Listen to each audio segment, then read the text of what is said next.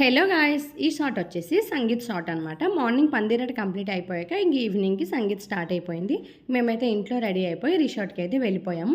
ఇంకా వెళ్ళంగానే స్నాక్స్ అయితే కొన్ని పెట్టారు. సో అవి తింటూ అక్కడ సింగింగ్ అవుతుంటే చూస్తూ ఉన్నామన్నమాట. ఇంకా మా చిట్టి తల్లి ఫుల్ స్నాక్స్ అయితే లాగించేసింది.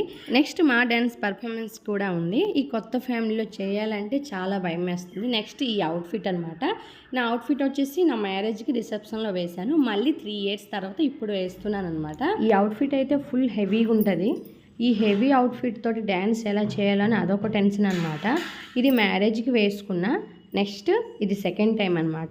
ఇప్పుడు అనిపిస్తుంది అనమాట ఎందుకు ఈ డ్రెస్ తీసుకున్నా అనుకొని. మ్యారేజ్కి అయితే ఫుల్ హెవీ లుక్గా ఉండాలి అనిపిస్తుంది, బట్ ఇప్పుడు చూస్తే వేస్ట్ ఆఫ్ మనీ అనిపిస్తుంది అనమాట.